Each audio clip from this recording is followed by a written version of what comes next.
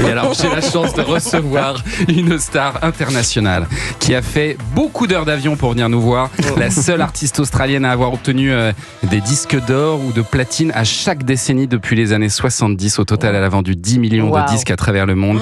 Et elle fête ses 50 ans de carrière. Et oui, parce qu'elle a commencé très, très jeune. C'est impressionnant, n'est-ce pas? Elle a commencé très bébé, vraiment. Et elle a conquis le cœur des Français avec ce tube inoxydable qu'on va tous chanter en votre honneur.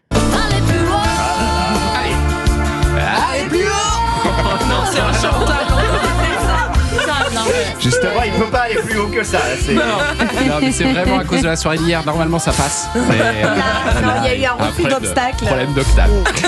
Bonjour Tina Arena. Bonjour. Et merci d'être là. Merci beaucoup. Merci pour l'invitation. Et pour votre grand retour sur scène en France, dans ce pays qui vous a adopté, c'est vrai, dans les années 90. Est-ce qu'en dehors de l'Australie, d'ailleurs, la France est le pays dans lequel vous avez eu le plus de succès ? Non, peut dire je pense. Non, je pense pas. Non, mais bien sûr que la France, ça fait une grosse partie de comment tu dis, de votre carrière, de ma carrière. Ouais. Voilà, c'était une belle surprise. C'est quelque chose qui a continué pendant très longtemps. Et il y a d'autres pays aussi, mais c'est vrai que j'ai un petit attachement. À la France, ça c'est sûr. Vous avez même vécu en France. Tout à fait. À une période. Ouais. Et alors notamment grâce à ce tube, on l'a entendu aller plus haut, ça a été votre première chanson en français en 1998, une chanson écrite par Robert Goldman, le frère cadet de Jean-Jacques. Vous parliez pas du tout français à l'époque d'ailleurs. Non, j'ai du mal encore. Oui, je parlais pas du tout en fait. Non, je comprenais quelques mots parce que j'ai étudié le français à l'école parce que c'était mon sujet préféré. Voilà, c'était juste quelque chose que j'avais un vrai attachement.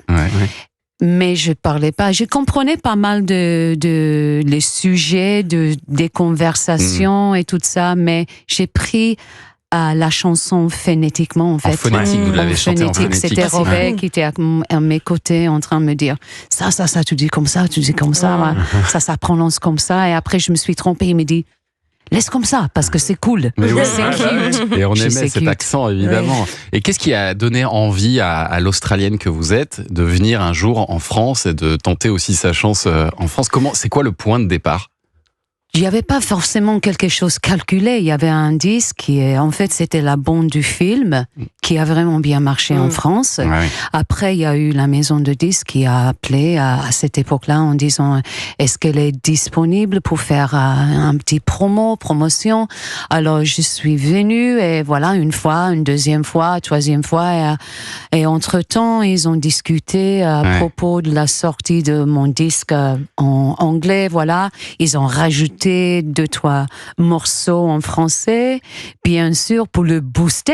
Et voilà, c'était it was an exercise, c'était un exercice. Voilà, personne ne le savait.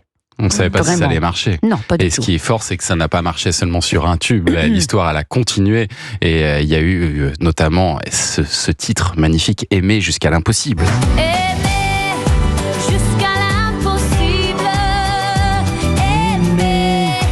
Dire que c'est possible. Vous allez nous l'interpréter en live tout à l'heure. Je vais essayer. On a tous vraiment hâte de vous écouter. Sérieux? Je ne sais pas. Mais soyez pas trop déçus. Hein. Non. Et dans cet album en français, il y avait aussi cette magnifique chanson. Moi, je m'en souviens. Vous vous souvenez de ça? Je m'appelle Bagdad. Je m'appelle Bagdad. Et je suis tombée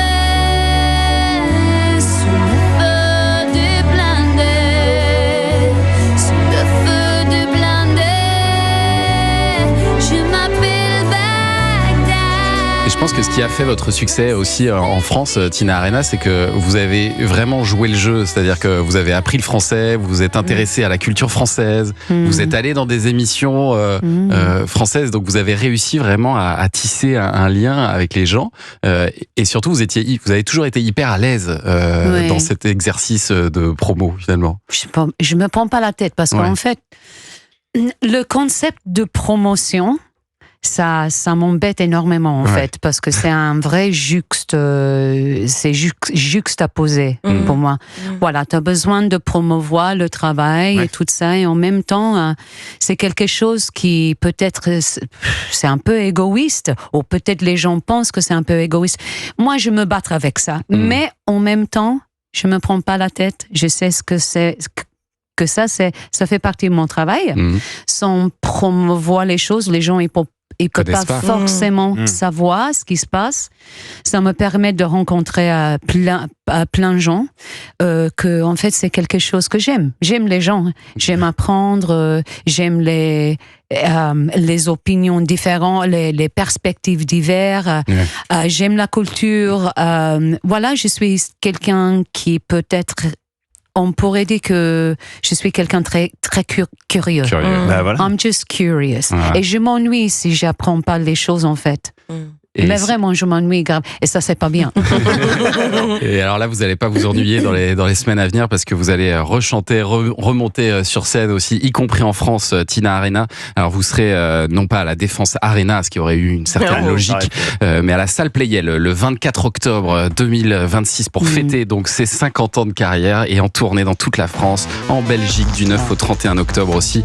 Et justement, on va revenir sur ces 50 ans de carrière, parce que vous étiez toute petite il y a 50 ans, mais déjà très très douée. Vous allez l'entendre dans un instant sur Europe 1.